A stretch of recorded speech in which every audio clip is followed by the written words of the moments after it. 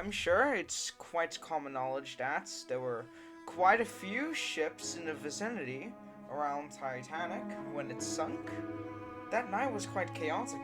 Many ships tried to get in contact with Titanic, and many ships were quite confused on what was going on around them. Today, we're going to observe the Titanic story through the perspective of the ships around her, what they saw, or rather, actually, what they heard.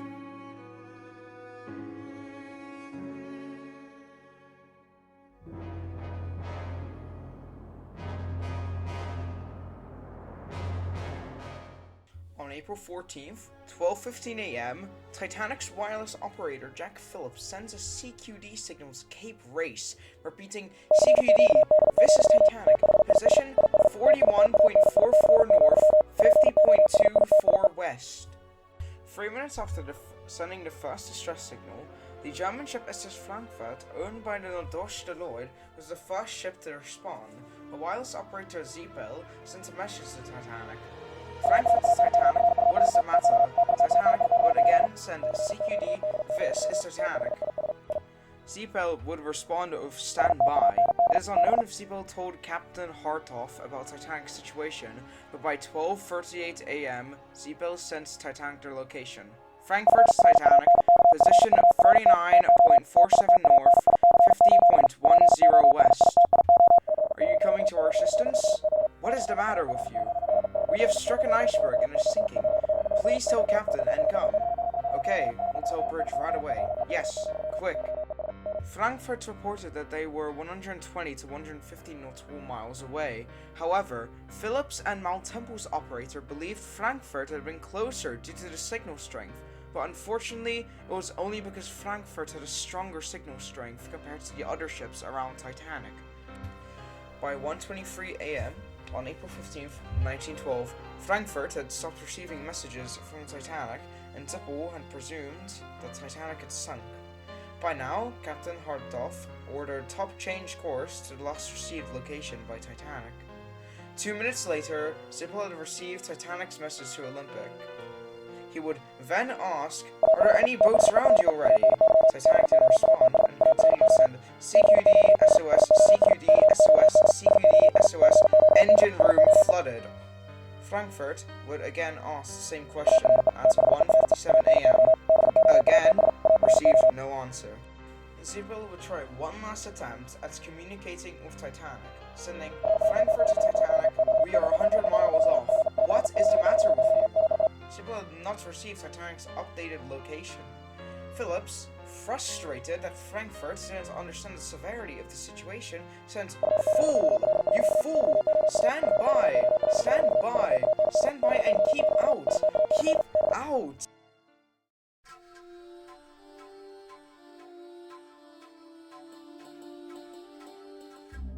The Mount Temple was the second ship that night to respond to Titanic and the first ship to attempt a rescue operation. John Durant, Mount Temple's Marconi operator, was signing off for the night when he heard Titanic's CQD to Cape Race. Durant said over his wireless set, "Mount Temple to Titanic, what is the matter?" Jack Phillips replied with, "Cannot hear you, old man, but here is my position. 41.46 north, 50.24 west. Come at once and struck a berg." Durant would respond with, "Received, will tell Captain."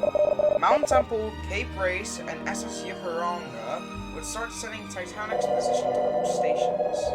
At 12:25 a.m., Cape Race sends Titanic's corrected position. Captain Henry Moore at the time was fast asleep, so he was waking up, and Moore assessed the situation. In the end, he ordered for Mount Temple to turn around and sail at 11.5 knots towards Titanic. At 12:30, Durant tells Phillips, "Our captain reverses ship. We are about 50 miles off." Mount Temple's last message was at 12:53 a.m., saying to all stations that Titanic was sending an SOS message. Captain Moore had ordered 20 lifeboats to be uncovered, ladders readied, prepared lifebelts, and extra lookouts posted. Mount Temple, after encountering pack ice, and had in fact reached Titanic's last known position at around 4:30 and was dismissed by the RMS Carpathia in 9:26. At both American and British inquiries, 2 passengers had said they had seen the distress rockets and watched Titanic sinking. In contrast, Moore testified that no passenger was on deck at 12 and thus no passenger could have seen this Titanic, and placed the blame on the USS Californian, as officers did see her rockets.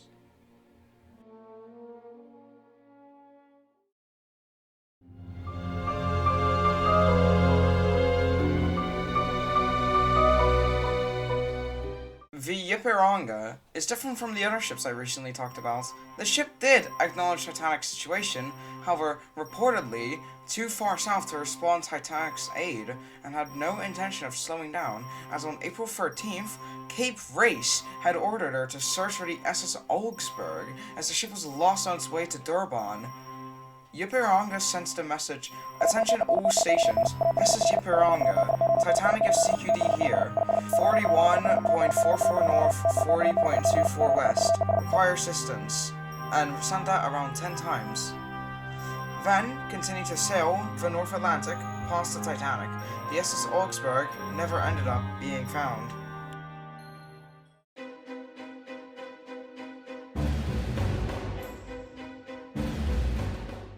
The RMS Carpathia was the 3rd ship to respond to Titanic's distress calls, and the only ship to have succeeded in the rescue mission.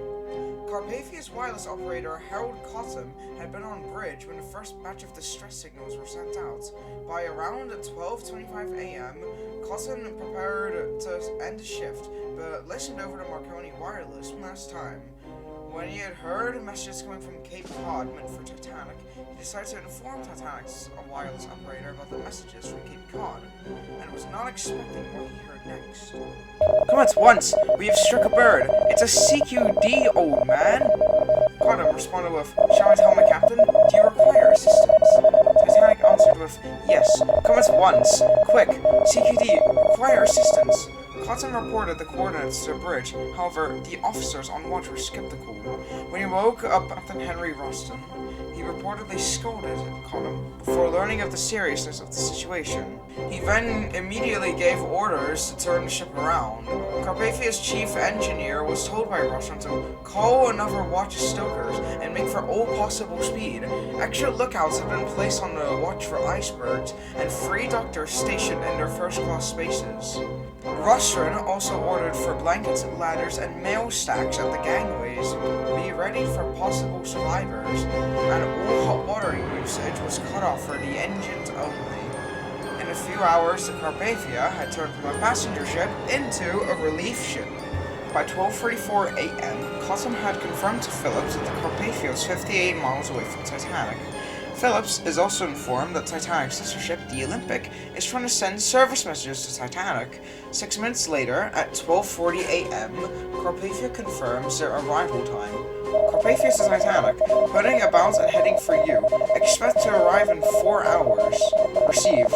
Thanks, old man, is said by Phillips. By 1:05 a.m., Carpathia is steaming up to full speed. The signal starts to jam, and no one can hear anyone over the wireless stations. It starts to become impossible to make sense of anything the other operators are saying. Cottam tries to inform Phillips of Carpathia's current speed, but he does not get the message. Minutes have passed. It is now around 1:45 a.m. Cottam receives messages from the Baltic, one of the ships to send Titanic's iceberg warnings. The Baltic sends messages stating that they have changed course towards Titanic. However, due to their distance, Phillips never receives their message. Cottam passes down Baltic's message to Phillips, just for him to send, "Come as quickly as possible, old man. The engine room is filling up to boilers." Carpathia's last message to Titanic would be around 1:48 a.m., stating that they have prepared lifeboats and engines have been put on double watch. By this time, Carpathia had lost communication with Titanic. The last thing they could do was speed to Titanic's known location. Carpathia would eventually arrive at the scene at 3:30 a.m., picking up all 712 survivors from the wreck site. Over 1,000 frozen bodies were left floating on the Atlantic. Carpathia departed back for New York at around 8:50 a.m.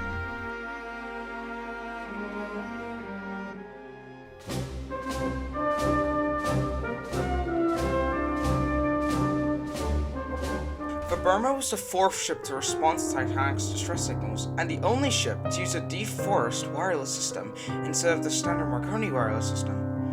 On her voyage from New York to Rotterdam, at 12:25 a.m., Birma's operator, Joseph Cannon, received the CQDs sent by Phillips and immediately notes down Titanic's last known location. Cannon actually didn't know the ship sinking was Titanic since it did not have the call sign MGY in their identification book. Birma would sail to the given location and only arrived at 7:30 in the morning. Even then, they were 30 nautical miles off from the wreck site. Cannon didn't seem to actually actively send messages over their wireless system, however. When they were informed the RMS Carpathia had picked up Titanic's passengers, the Birma had offered to help and bring supplies. However, Cottam had told them to shut up due to the fact they had not been using a Marconi wireless system. It was policy of Marconi's wireless telegraph company to not provide any information to ships that did not use the Marconi wireless sets. In which, in Birma's case, they'd not been using Marconi's wireless sets. They'd been using de-forest's Marconi wireless sets, which made Cottam justified to decline any possible help.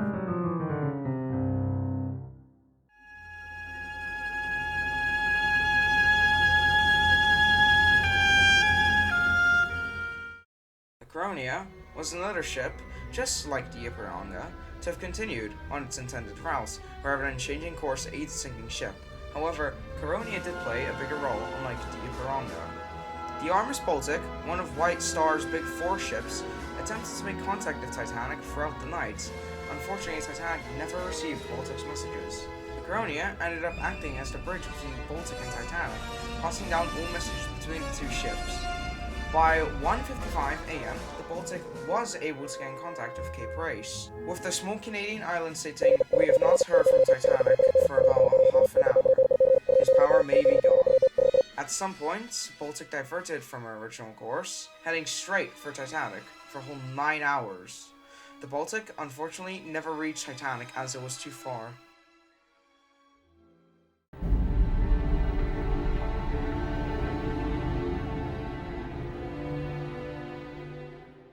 The Olympic, Titanic's identical sister ship, was the sixth ship to respond to Titanic. At 12:34 p.m. on the 14th, Olympic attempted to send a service message to Titanic, but no response came. As news started coming in about a ship in distress, Olympic's wireless operator James Moore sent Phillips a message. "Olympic to Titanic, who has struck an iceberg? This is Titanic, we've struck an iceberg. Position 41.46 north, 40.14 west. Received, okay." Despite being 438 nautical miles away from Titanic, Captain Herbert Haddock had changed course toward Titanic. It is 1:10 a.m. and a huge signal jam starts to occur as all ships in the area were trying to send messages at once, just as Moore tries to get in contact with Phillips. Moore desperately tries to get all stations to stop sending messages all at once, as nothing can be heard. The jam would go on for 5 minutes before calming down. By 1:27 a.m., it becomes clear that Moore has misunderstood the situation. He asks Phillips if crew plans is steering Titanic southerly to meet Olympic, in which Phillips replies with, "We are putting the women off in boats. We are putting the passengers off in small boats. Women and children in boats. Cannot last much longer, losing power. Olympic to Titanic. What weather have you had? Clear and calm." Olympic's crew makes all efforts to speed their ship towards Titanic. All boilers are lit and lifeboats have been readied. Their last transmission will be at 1:40 a.m. When Olympic was around 100 nautical miles away from Titanic's last known location, Joseph Bruce Ismay, now on the Carpathia, ordered for Olympic to redirect to her original route, as a near-identical ship would cause distress among survivors. Olympic would resume to Southampton. Out of respect, all concerts were cancelled, and Olympic sailed into port, flying her flags at half-mast.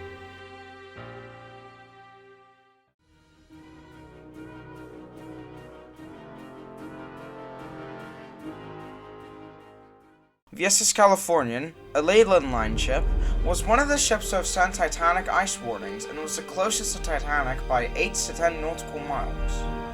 By 10:20 p.m., Captain Stanley Lord ordered all stop for the night and ordered operator Firmstone Evans to warn all ships in the area of upcoming icebergs. Just before 10:40, Evans signed out for the night and headed for bed.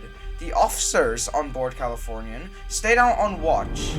Second Officer Herbert Stone testified at 12:55 a.m.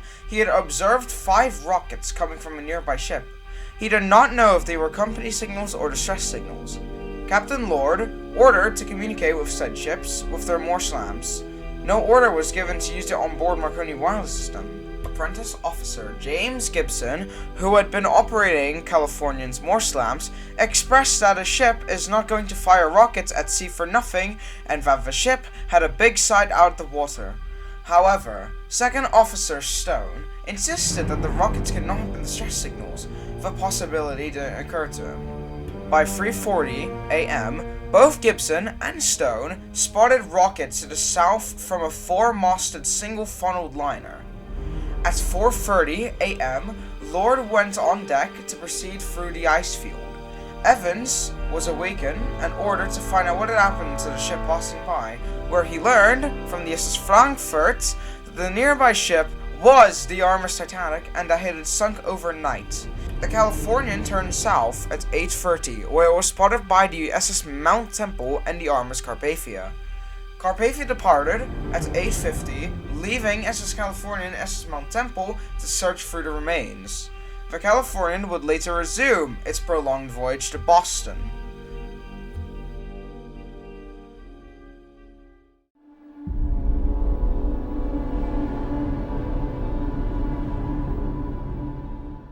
The RMS Virginian, an Allen Line ship, was the 7th ship to respond to Titanic and the last to be in contact with the ship.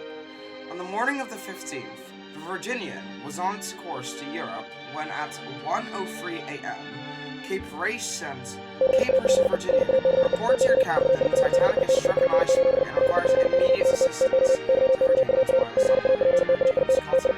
Immediately, Cotter responded to Cape Race with received. The ship's master, Captain Gamble, changed course heading towards Titanic. At 1:15 a.m., Virginian reported to Cape Race, "We are going to Titanic's assistance. We are 117 miles north of Titanic." Cape Race would transfer the message to Titanic's operator, in which Phillips replied with "received."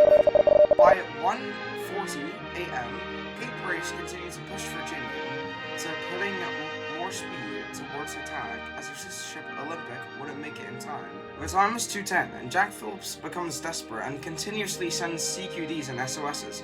However, Virginian and the other ships in the area struggle to read Titanic signal around 2:17 a.m.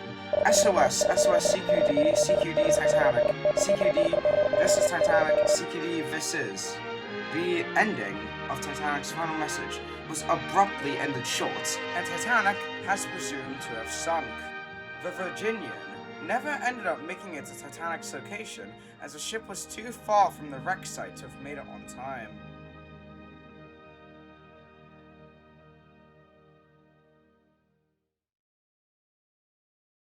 So, there is Titanic sinking from the perspective of the ships around her. I just wanted to share these stories because, I think it's kind of interesting. You always hear about from survivor testimony, but what about the ships around them?